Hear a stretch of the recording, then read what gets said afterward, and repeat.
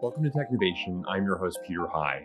My guest today is Alina Parast. Alina is the Chief Information Officer of ChampionX, a global leader in chemistry programs and services, artificial lift solutions, automation and optimization equipment, and drilling technologies for the upstream and midstream oil and gas company. The company earns nearly $4 billion in annual revenue. Alina has been with the company for a bit more than 4 years and has been the CIO for a bit more than 3. From her perch, she's led influential programs in research and development in partnership with others in the firm, while also introducing artificial intelligence and generative AI programs as well. Alina has also taken an innovative approach to cybersecurity that I look forward to hearing more about during this conversation, among other topics we might cover together. Alina Parast, welcome to Technovation. It's great to speak with you today. Thank you, Peter, and great to be part of your conversation. It's a pleasure, Alina. I've been looking forward to this conversation as well. Well, let's begin with ChampionX. For those who may be a little less familiar with the company, can you provide a brief overview to it, please? Yeah, absolutely. So ChampionX is a global company, and we operate in the energy sector, and we have several work streams or focuses within ChampionX. So we provide chemistry solutions, we provide artificial lift solutions, and we also provide a number of highly engineered solutions and equipment in the energy sector to help companies to provide oil and gas to countries' populations in a safe, efficient, and sustainable manner. And recently, we also expanded in the emission monitoring, and we also offer digital solutions to our customers as part of our products as well as our services. And we operate in over 50 countries around the world. We have about 8,000 employees, and we are a global public company. Excellent. And for a bit more than 3 years now, you've been the Chief Information Officer. Talk a bit about that role. What's within your purview, please, Alina? So thank you, Peter. So I love my role, first of all, and I enjoy every minute of being IT leader for ChampionX. It's a diverse role. My primary focus is to make companies successful and to serve our customers and participate in our communities and improve lives of our employees and our stakeholders. So what I'm responsible for today is for global infrastructure and operations, which is more or less traditional role. I'm also responsible for global security, for cybersecurity for ChampionX, responsible for enterprise platforms and applications, and as well as data and analytics, and primarily data provisioning, and getting into some newer areas such as AI, and partner with all our business areas such as supply chain, finance, regulatory, as well as our business units that focus on our customers and deliver products and services. And I know from our past conversations, Alina, among those partnerships is one with research and development in aiding the acceleration of the development of new initiatives. Can you talk a bit about that partnership in particular, if you would? Yeah.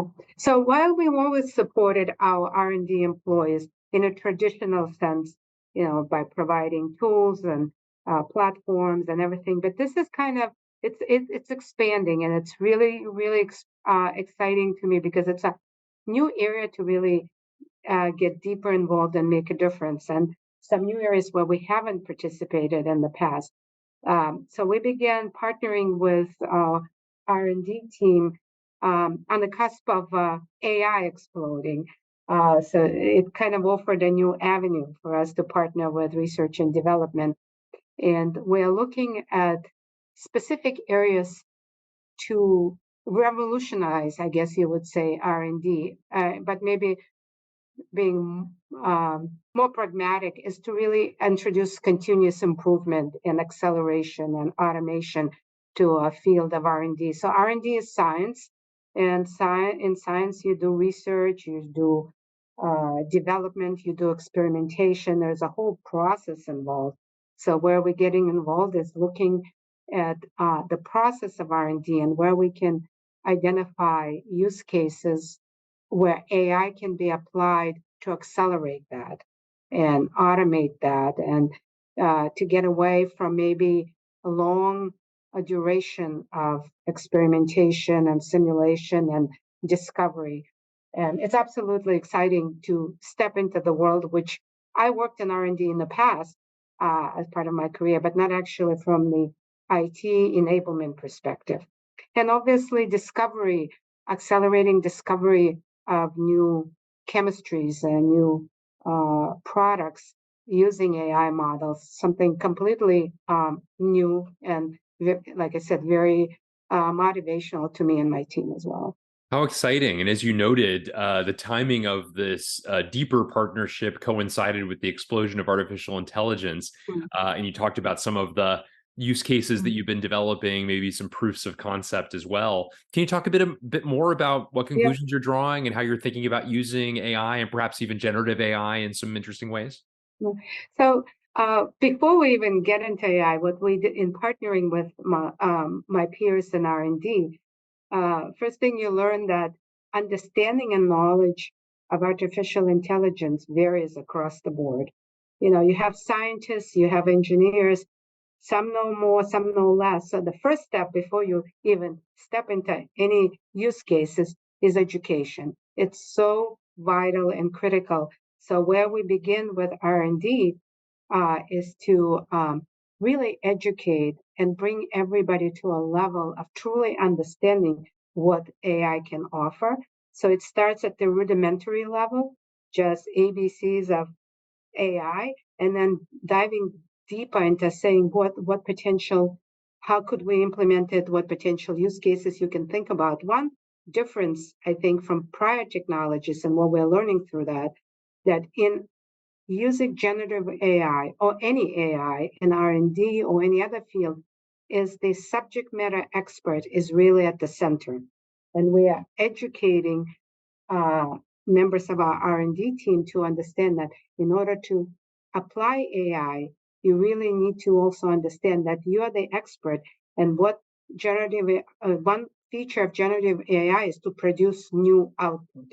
In this case, to produce potentially new chemistries, new molecules. Only you can really evaluate, is AI hallucinating or is it really a valuable output? So that's one of the areas that we're exploring with them. Can we take the process that typically is very prolonged and use healthcare and pharma as an example? They're much further along.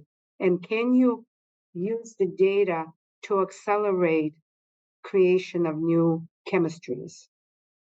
Outside of the lab, for example, through simulation and through application of AI techniques. The other area, which is a more traditional AI, is partner with R&D, bring their data into our enterprise data lake and use machine learning to do prediction and forecasting. Also applied from R&D to supply chain in terms of what chemistries can be applied to certain customer problems and how do these chemistries map into our products.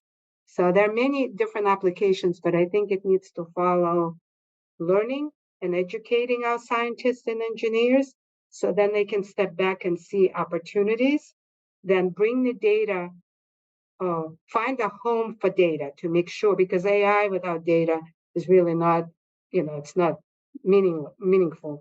So bring the data, secure the data, and then apply AI tools to the data to potential business problems or use cases that they bring to the table. And then they have the experts validated. But that's kind of where we are with R&D. And I think it has so many opportunities, and also educate them to look outside of their space, look at pharma, look at healthcare, and it's directly related because the use cases are very similar. Discovery of new drugs, discovery of new chemistry, automation of the process of the research, literature research, automation. I mean, AI is amazing at literature research and of other scientific, accelerating that piece of it. Gosh, several things there that I find so interesting, Alina. First of all, I love the idea that rather than think of the AI as all knowing, we need to recognize it as fallible. And therefore, as you put it, is the AI hallucinating or is it working appropriately? There's a necessity for you and your team to evaluate the strengths and weaknesses, the validity of the conclusions that are being drawn, as opposed to simply accepting what the algorithms are telling you. I think that's pretty profound. Yeah. I And gave him one example, if I may, yeah, of where I'm as an IT professional, a technology professional is not a chemist. Only they can tell. So I gave him an example using generative AI to create a molecule for cherry juice and snowflake, and it spit it out for me. But I can't evaluate the validity of that. Only they can, and I think that kind of rudimentary to complex education is very important. very, very interesting. I also really like the points you make about drawing analogies from industries that are different but similar to yours. And you talked about pharmaceuticals and the fact that there are some similarities as to the R&D processes for that industry and your own. And so, rather than simply contemplating your typical competitive set, thinking about that a bit more expansively might perhaps even develop some unique insights to your industry as a result of thinking a little bit differently. Also, a very interesting point you raised, Alina. Yeah, thank you. Yeah. I want to double click also on the cybersecurity implications. Mm, You noted that at the conclusion of your answer, and those are profound as well, aren't they? Especially as you think about some of the new uses of artificial intelligence and ensuring that the data that is most valuable and sacred to your organization remains in safe hands and is safeguarded appropriately. Talk a bit about some of the ways in which you're strengthening mhm. cybersecurity as a consequence of some of these new opportunities that are presenting themselves. So first thing also may sound very rudimentary, but something that it's the very first step that we did is educate people, particularly around our IP. You can't just start populating large language models that live in public space. You may think that it's so basic, but it's part of that overall education. The minute you put your formulas, um, your IP into public large language models, it belongs to everyone.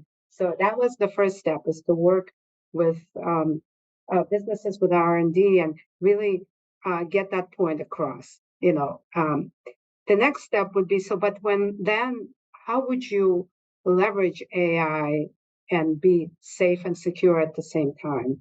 So, my earlier point is AI is based on data. So, we need to find a safe and secure home for our data before we apply AI. And so, when we looked around, we are we are a Microsoft. We leverage Microsoft technologies quite a bit. There are many others. We just happen to use Microsoft.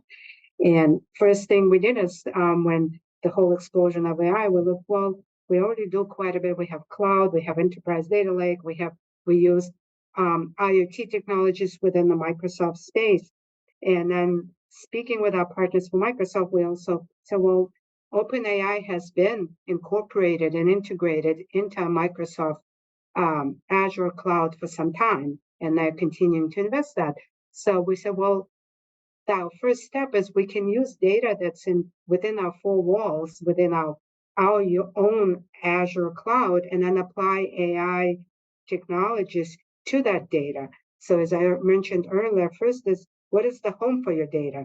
The home is our enterprise data lake, so we can bring more, whether it's research and development data or supply chain data or financial data, we can bring it into our data lake, or we have a lot of it already, and then leverage AI capabilities that are natural to large language models and apply it. So our first use case actually was, can we apply natural language against our data, business data that lives in the enterprise data lake? So we're all familiar with creating reports, in analytics and all, but what we wanted to do is simply ask questions against the data that lives in our data lake.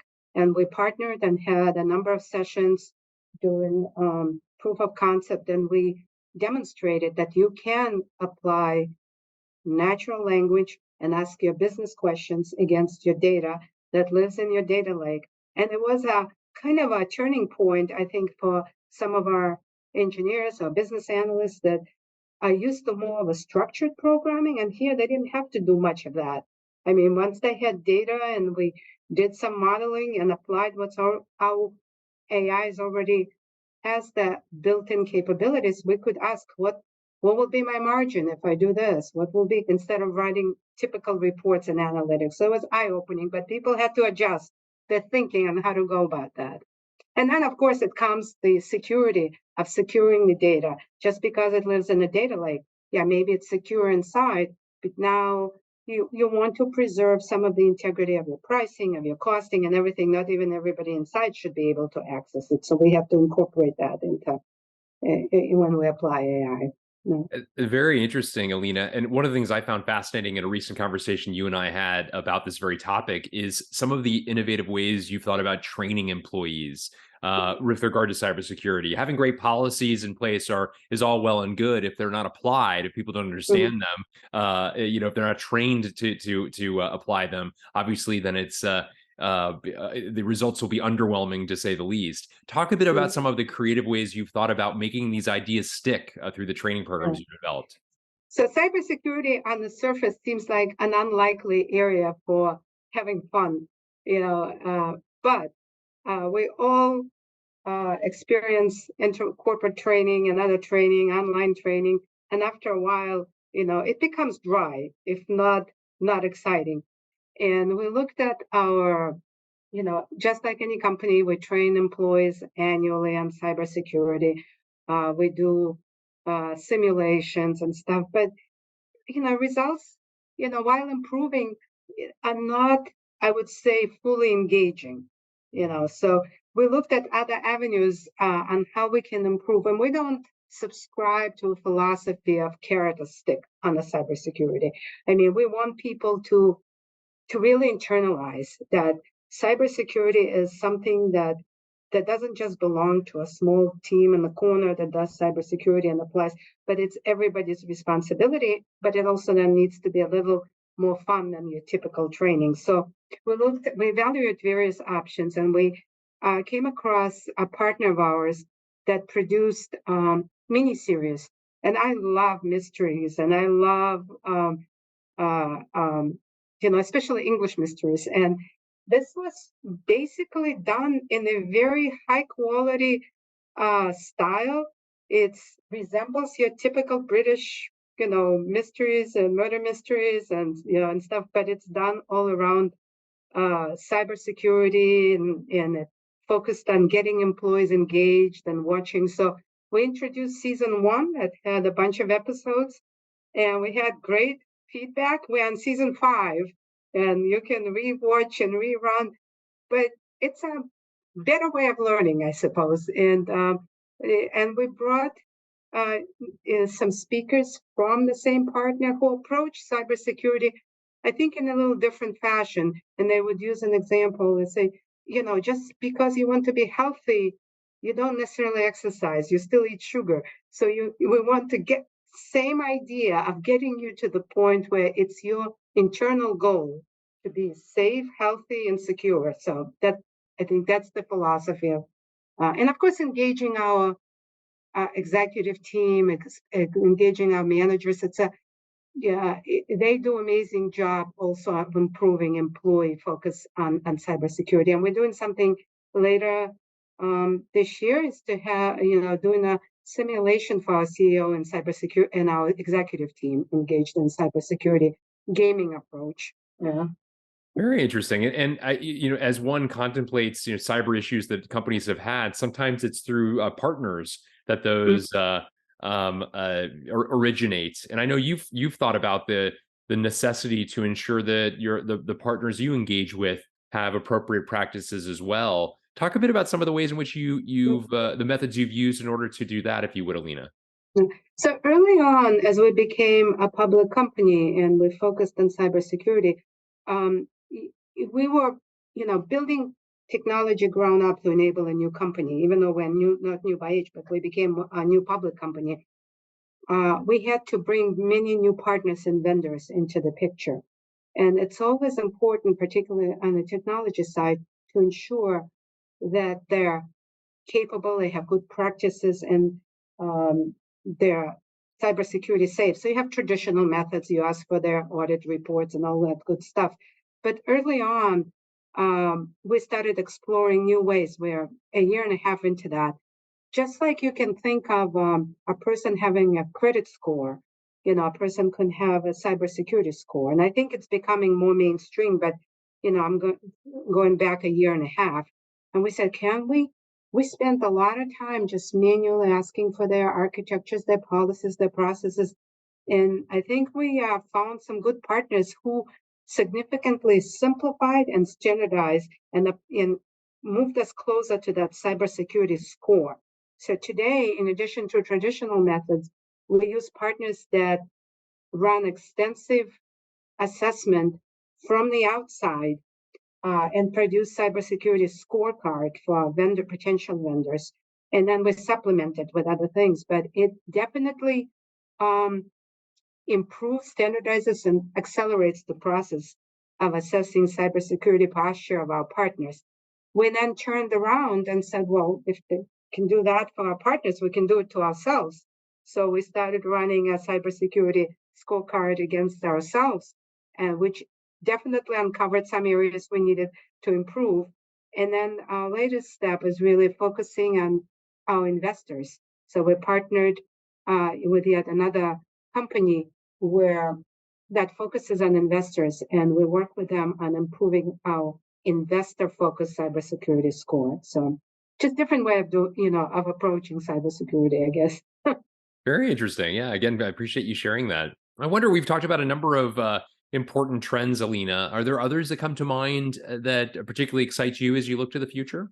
I think as we look into the future, in particular for IT professionals, technology professionals, I think what's exciting for me, and I think, an opportunity for others, you step out of the traditional, you still have to do traditional stuff. Don't get me wrong. You have to do your ERP, you have to do your networks, you have to do, but it's exciting as the technologies change around you step into learning about the business you're in or industry you're in. And I always say you triangulate with somebody, like we used the example of pharma, and you learn about your business and you look at the technologies in networking, in cloud, in artificial intelligence, and traditional, even things like ERPs are moving way to the next generation. And you're looking at opportunities to how do they triangulate, how they map to the way you run your business. So even ERPs that are now moving into SaaS, the last ones I think of its kind, they offer opportunities to leverage them for your decision making, for business decision making, for supply chain visibility in a way that you couldn't do it before. And I think it's that with all the platforms that the businesses are using, kind of moving in the space to be on the equal level in a software as a service with data available on multiple aspects in the data lake, you can do more faster with less. Yeah. Very interesting examples that you provide. I also wanted to ask you, Alina, as somebody who's been a senior technology executive at companies like Alcatel-Lucent and Nowco, acquired by Ecolab, where you were an executive, and now ChampionX. What have been some of the secrets to your own success, the difference makers along the way that have helped you on your rise to your current post? Well, in every situation, obviously, the teams and your business partners are amazing. So you have to continuously learn from them and learn from your partners, your vendors. There are opportunities to get these nuggets, these amazing ideas from the ecosystem of people you work with, and never stop learning. But the other principle that I always apply and I share with my team, less is always more. We don't need 55 tools or 100 platforms or, simplicity.